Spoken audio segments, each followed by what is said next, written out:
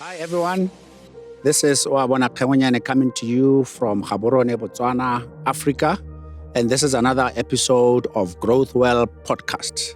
So welcome and thank you very much for supporting us with the previous podcast, which has focused on the critical topic of happiness. And today we are going to be unpacking it a little bit further and going deeper into why happiness is such a critical issue. So remember, with Growth Well, we're here to give you some wisdom from this well that you'll be drinking from now onwards on a weekly basis. So as I've said, today the focus is happiness, but mainly why is it such a critical topic for us? What is the big deal?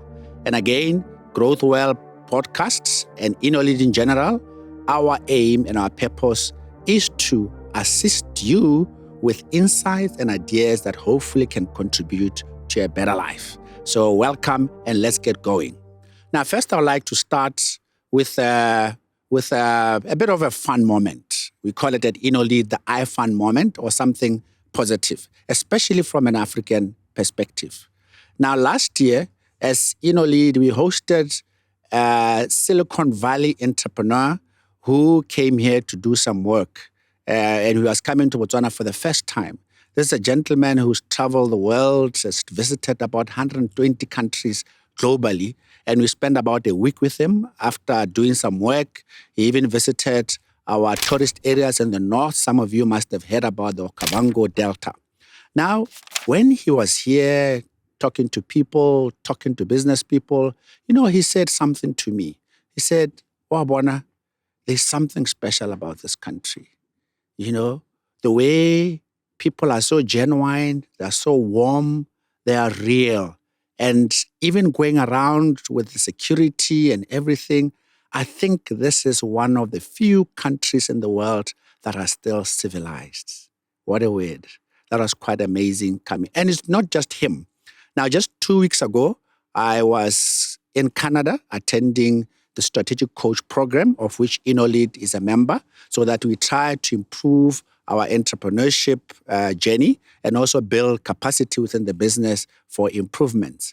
And there I had coffee with a Gabonese gentleman who's a businessman. He's also visited Botswana. And when we were having a drink, he said, Oabona, every time I come to Botswana, I don't know. He's from West Africa, from Gabon. And he was saying, again, there's something special about people in Botswana and Southern Africa. Again, he said they are real, they are genuine, they seem to be, predictable in a way. So there's something about us that I believe we can actually try and learn and also teach the world in some of these things or some of these attributes that I believe we have lost. Another positive thing that I would like to touch on is how Botswana got to build its university, the first university called University of Botswana. Would you believe it that the president then, the first president of Botswana, Cesar Zakama, appealed to the nation to donate a beast each? In Setswana, we say, "Moto le moto kgomo." In other words, every person donates a cow. And that's how the first university, which currently is now one of the top-ranked universities in Africa, was built. Through, again, here I'm visiting the principle of Boto or Ubuntu, where there's self-sufficiency and people can come together in a communal way and do things that are good for the nation. So these are the principles that when I talk about happiness, I would like us to really appreciate in terms of how Africa, Botswana, Kenya, wherever in sub-Saharan Africa, how we can contribute to making the world a better place. Now, in terms of just this why happiness, why am I making such a big deal for each one of us? Now, I'd like to start to say this issue of well-being of people does not start today. If we go back to the 19th century, just as far as 1897, there's a gentleman called Emile Durkheim, who's a social scientist in France, who wrote a book called Suicide. And what he said in that book was that there's something insidious going on. Why is modernization killing people? And in his assessment, he was saying, because at the time, it was the time of the Industrial Revolution, a lot of people were moving from villages to cities like Paris, and also in London, people were moving to cities like London. And he was observing a pattern whereby even the most educated were the ones who were dying and committing suicide compared to the lower classes in society then. So this aspect of what's going on in the world in terms of modernization, in terms of civilization, that seems to result on something that is really bad, leading people to suicide. You'll recall that even of recent, there are some even people that we perceive as happy. Some of us think that if someone is famous, if someone is extremely rich, we think, wow, that he must be happy. And this is something that I'm trying to caution in these podcasts to say, money is not all of it. We have to look at the inner sides of what's really going on in terms of our general well-being. And in terms of another story that I'd like to share is a book which is written by an Australian palliative care specialist.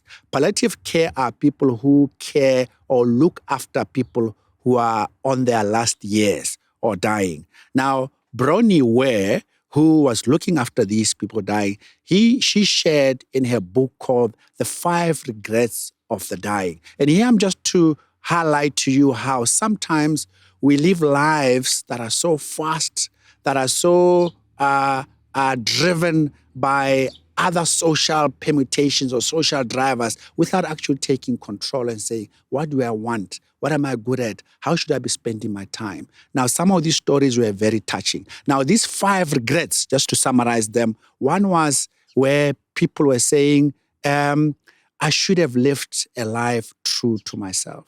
And I remember there's a lady, I think it's a pseudonym or it's a name that she used for the book, a lady called Grace, who was also in her final days where she was telling Bronnie that, hey, I really, really should have lived a life according to my own needs because I spent most of the time being driven by what society wanted. Another regret was, I wish I had not worked so hard. I'm pausing here because I wanted to settle, say, we work so hard, we pound day on, year on, and I've realized that in the end, we even see that years are just passing by and you're wondering, hey, I'm aging and soon I'll be departing from this earth. What have I done that really makes me happy? So that was one of the regrets. Another regret was to express one's feelings a bit more. Another one is, which is very important, I should have been in touch with my friends. Again, I pause because it's very, very important that in life, in terms of your social connections, you keep them healthy. And here, there was actually a gentleman who was saying, I worked so hard. I actually parted with my friends. I didn't connect with them. And now I'm regretting. And Bronnie, in her own way, actually helped this gentleman to get his friends back and actually to see him. But those were the final days that at least he passed on with a smile and a laughter when his friends came by. And lastly, the big one, I should have been happier. I should have allowed myself to be happier, which you can see that people do miss out through their lifespan in terms of how they can be happier. Now, there's another gentleman, which really, this one really touched me. It was around when I was about 48 years old, and I came across this book, which is called The Last Lecture by a gentleman, a professor at a university in the United States called Randy Pausch. Now, Randy was sadly diagnosed with pancreatic cancer at 40 years old. This is a gentleman who's got a family. He had young kids. He's got a wife. He had a wife. And he really, really was devastated by this disease or this diagnosis. But he decided that the 6 months that he was given, he's going to live the best life ever. and you wouldn't believe it. And I would really recommend this book that you go through it, because it's a wake-up call to really understand that we are not here forever and anything can happen tomorrow. And in this last lecture at the university with a packed auditorium, Randy related his life for these 6 months and how he was ready and how he's one of the happiest people in the world, and some of those tricks that we're applying to himself to make sure that he has the best last days of his life. It was very touching. Like I said, I was 48 years old as well. I was like, yeah, damn, if this thing can happen to me, it can happen to anybody. So let's remember, we're here, we've got finite years, and we've got to make sure that we instill some happiness in how we do things in life. Now, again, what is the big deal about this happiness drive that I'm really, driving down onto you out there in the world and also in Africa? First, statistics or studies have shown that only 24% of the world population is thriving. Underline thriving. 24%, a quarter of the population is thriving. So a lot of people are not living their best lives.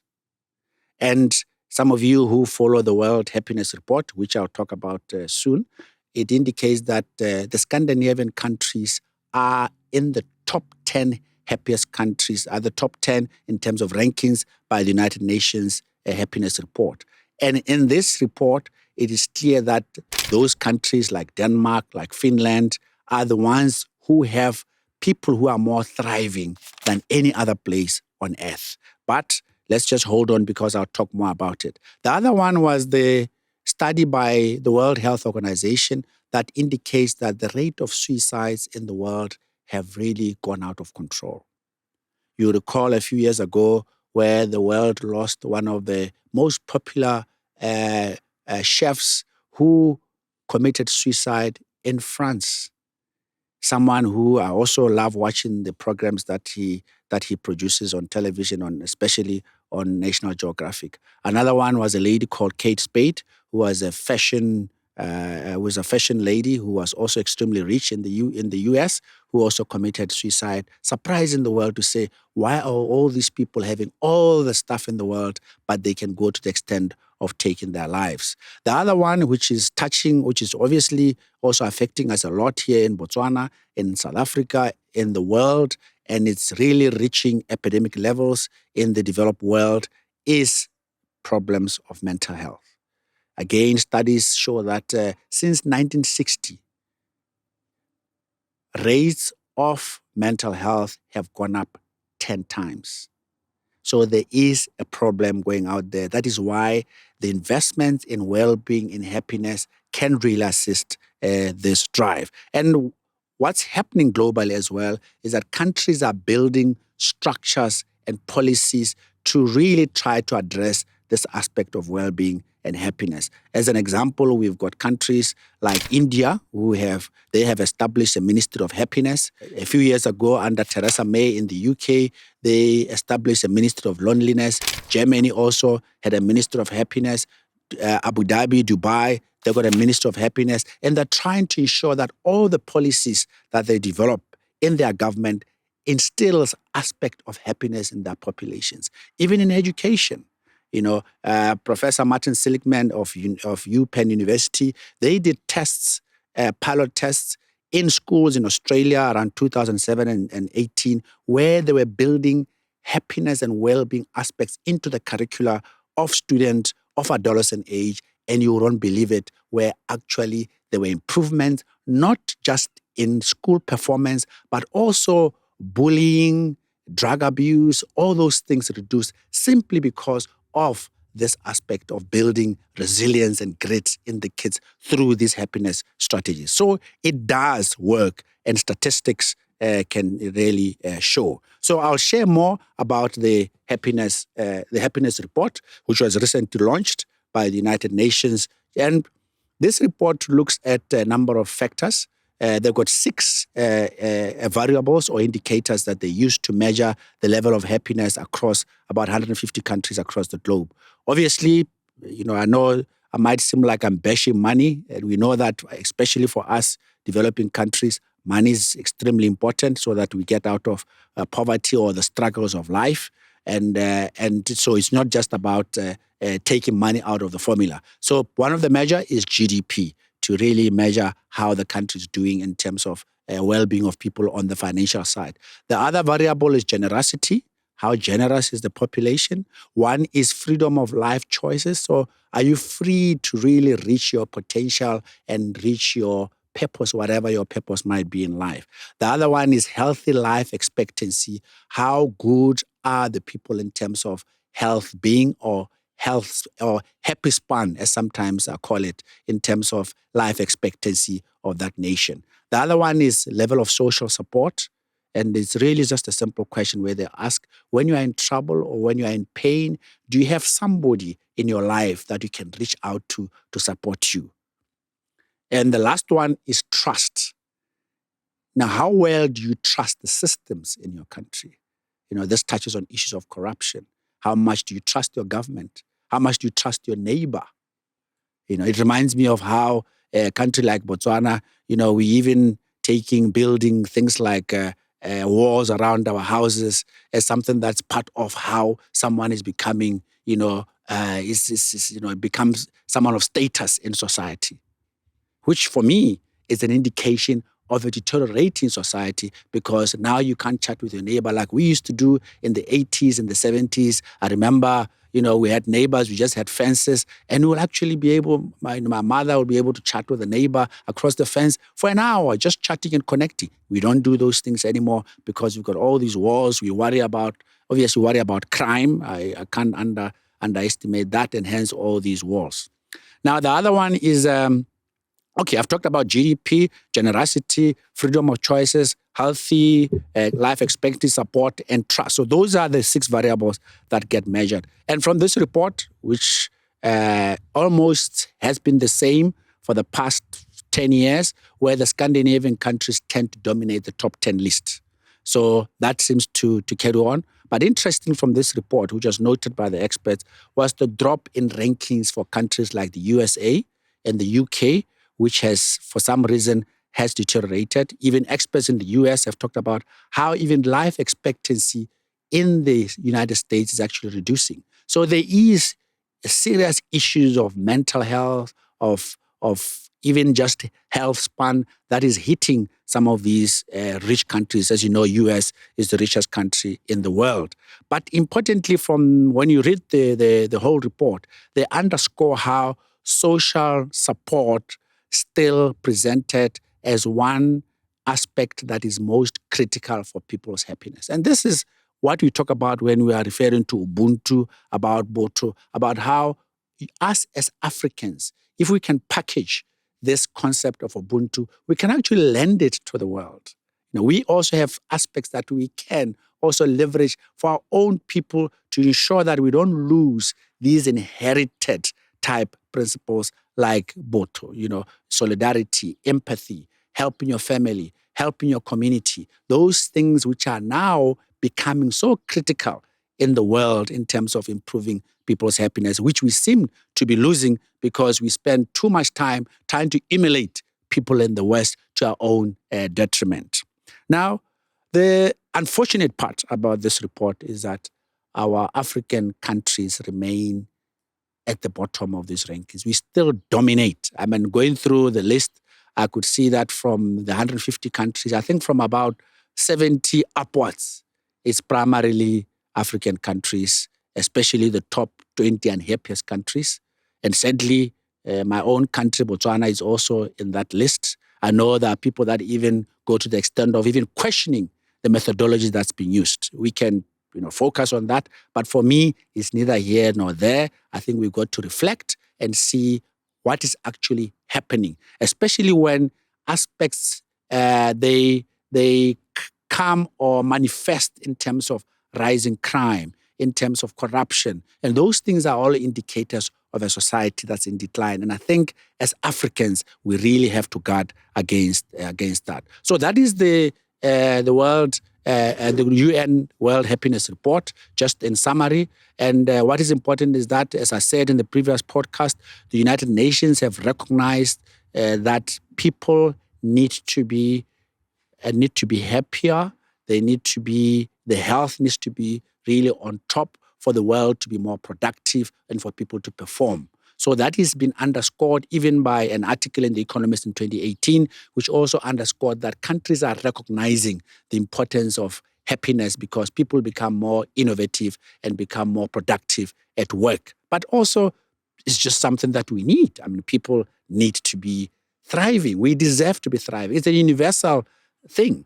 Experts like Sonja, whom I've mentioned in the past, have done a survey across the globe of how important happiness is. And what they came up with is that it's actually a universal thing, whether it's in Singapore, whether it's in the UK, whether it's in Fiji, everybody says, I wish my kids can be happier. I wish I can be happier. So why don't we ensure that now we come up with principles, with policies, with strategies for individual level, to family level, to community level, to country level, to obviously at global level as UN is assisting us to do. Now, my own story. Now, as an entrepreneur, why is happiness so important? And I've come up with a word which I call intra-happiness, where I say the strives, the challenges that entrepreneurs go through sometimes are understated. Entrepreneurs are sometimes the whole aspect is glamorized and it's glamorized as something that has got no dark sides to it. But the reality is that it's a tough journey. I've been on it for 25 years. I've had very low moments. Entrepreneurship or starting a business has got very high failure rates.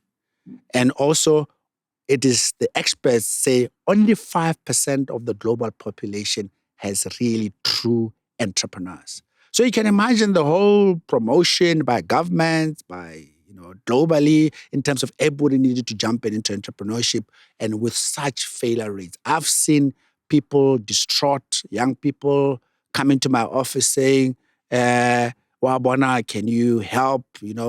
My business is shaky, cash flow is hitting me, I'm not spending time with family. What is this? How do you do it? So it's extremely tough, and it's important and for me, that is how building well-being strategies into your journey as an entrepreneur is so critical. Even Elon Musk, he's reported to have said, entrepreneurship is like staring into the abyss whilst chewing glass. How's that? This is obviously the Superman of entrepreneurship, who also says it's a tough thing being an entrepreneur. So I'm just again underscoring why it is so critical to build well-being around entrepreneurs. And the book that I'm busy writing right now, which is called Innolead, emphasizes why happiness, well-being needs to be weaved or wrapped around any entrepreneur who wishes to embark on this journey, because it's extremely critical for survival. Now, we spend 80% of our time at work, good people. And also 83% of workers, as an example, in Germany, rate work as very important to their lives. But interestingly, the same people say they don't enjoy working. Even in the USA, the majority of workers say they do not like their jobs. I know people sometimes go to do jobs simply because, you got to put food on the table, dude.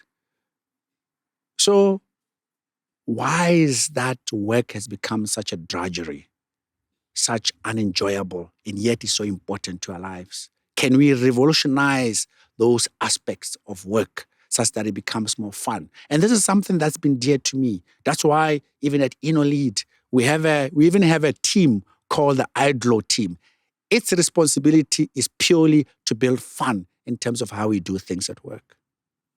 And we don't have to leave all this to these big companies like Google and Yahoo, who have built happiness and fun around their work areas, where even ladies who have young ones, They make sure that there's some care that's looked after. They've got games around. They even have places where people can take naps, because sleep or taking naps is being also listed as some parts of happiness that is critical to performing at work. So really, this is so important that we need to relook at to how we approach work to ensure that it doesn't. The other important thing is when people are asked in terms of what is your biggest and happiest moment at work, and they said it's when I'm with my boss. So again, why have we set up the scenario where even bosses and managers are also hindrances to people being happy at work? That is why leadership also has to reflect to ensure that people enjoy engaging with you. People get motivation from you. People get the light bulb from you as a manager. And also in terms of even disease, they say most cardiac problems in the world happen on Monday in the morning when people come to work. Isn't that sad that even workplace creates an environment where people can have even heart attacks at work or create those problems which are obviously not desired. Now, moving away from these whys, let's visit a study that was done in the United States by Harvard University. It is regarded as the longest happiness study that has been ever done. It lasted for it's still ongoing right now, but it started in the late 30s, so it's been ongoing for over 80 years. This is a study of men in the Boston area where they took samples of those who were going to Harvard School, but also they went to the poor areas of Boston and did some study and enrolled them into the study where they wanted to study how they were living, influences in terms of happiness, and all the factors of life that led to either a long life, a long happy life, or a very short unhappy life. And this study was done at the time for about 260 men. Today, the study, because they carried on even doing their kids, and now even women and their wives have been enrolled into the study. Now it's got about 800 people that are doing. And so every year, the researchers go to their homes, they interview them, they do their blood samples, they do scans, they take saliva samples just to study how their lifestyles are impacting on their general health. Some of you who want to check the study, it's all over as well on the internet. And if you want to watch, there's a TED Talk on it as well by one of the directors who looked after the study. But what's important, and really the message I want to relay here, is that when the directors of the studies were asked, what was the most important thing? And one of the directors of the study, who has been a director for 40 years, he said, from all this is a scientific study. He said, love is the main thing. It's about social connections. Remember, there were poorer ones, there were well-off ones, and they said the ones that lived the happiest lives was the ones with the best social connections in terms of family, in terms of community, and all that. So we keep going back to this principle of motoke motoka ba bangwe, or the principle of Ubuntu, which is quite key to human nature. In the end, we are all social animals. And if you cocoon yourself to stay away from this aspect, you are only reducing your quality of life or your ability to become a happier self. So this study really underlined why this is so important. Now, like I did last time, let me just again highlight the benefits of joy wrapping your life or happiness in your life. One, it demonstrates more flexibility, productivity, and ingenuity at work. So if you are a worker, you are a staff member, you are a manager, just know that happier workers perform better. There's a lot of statistics that has demonstrated just how doctors who were made to have a little bit of fun before they went into operation actually did better diagnosis. Salespeople who were happier performed 37% better than those who were not as happy. So the data is out there. And also, interestingly, if you are a happy person, you are likely to get married. and have a more fulfilling marriage.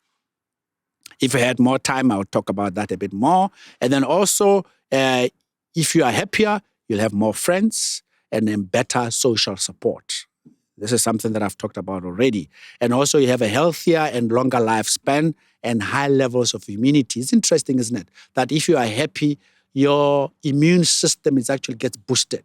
They did a very interesting study in the University of California, Riverside, where they were injecting the flu virus into people's nasal lines, basically to give them the virus and quarantine them. And they studied how they responded to the disease, to that virus that was put onto their nasal passageways. And interestingly, the happier lot, most of them did not even get they didn't get the flu. But those who were unhappy got the flu, or those that got the flu in the end, the happier ones recovered faster than those who were unhappier. So again, happiness improves your immune system, and that is where I think you'll also have an interest in terms of that. The other last thing which is important is that you show more resilience to trauma, anxiety issues, and also mental health. So you are likely to be better when you are happier in terms of dealing with mental issues in your life. So just to get to to finalize the podcast, let's get into the behavioral patterns of happy people. Just to make sure I can remind you, please practice Ubuntu, devote lots of time to family, friends, and community, as I've said, and also be comfortable expressing gratitude. Gratitude is one of those things that have proven to build resilience and also happiness in people's lives if you do more of it. It's something that I also, I had to practice, because if you don't practice gratitude, it doesn't come natural to some of us in terms of being able to say every day, be thankful to some of the things that you have. Stop looking for things that you don't have. Practice optimism when they practice optimism when they imagine the future. So you have goals which are bigger than self. That is also very important in terms of building optimism into your life. Also, in terms of stress, they also share life stresses, but have strong resilience. So we need to appreciate that you'll still have stresses in life. I have my stress in life, but when you are a happier person, you tend to deal with them better. So lastly, let me remind you about those regrets of the dying, why it is so important to reflect on your life, to say, what is the best investment that I can do to my life? Remember, people invest in exercise, in the physical body to make sure you are healthy. But studies have shown that actually the mental strength or the emotional fitness is even more important than your physical fitness. How much do you attend to your emotional fitness in addition to physical fitness? And I see it around the town. People are running, people are cycling, the gyms are full, beautiful stuff. But let's do the same thing around our mental aspects. The world needs more happier people, as it's been shown by the productivity movement. I shared the story about the Harvard study, which emphasized how social connections are important to our lives. But for Africa, that is why I'm going to carry on with this journey to make impact in Africa in terms of improving our lives, because in terms of well-being and our rankings are really poor. And I'd like us to really try and do at individual levels, see what we can do in terms of improving on our people's well-being and happiness. And importantly, take it upon yourself. This is the best investment you can do for yourself by saying, what can I do tomorrow to ensure that I improve my happiness, my colleagues' happiness at work, my family, my community, because it can only come in these bits and bytes. That's the best investment you can do for yourself. So, ladies and gentlemen, this is the podcast for this week. Thank you very much. I hope you enjoyed it. And then please, as usual, click the like button, subscribe button, keep supporting us on this journey where through Growth Well, we want to make impact to Africa so that our people's lives can improve. Thank you very much and see you next week. Cheers.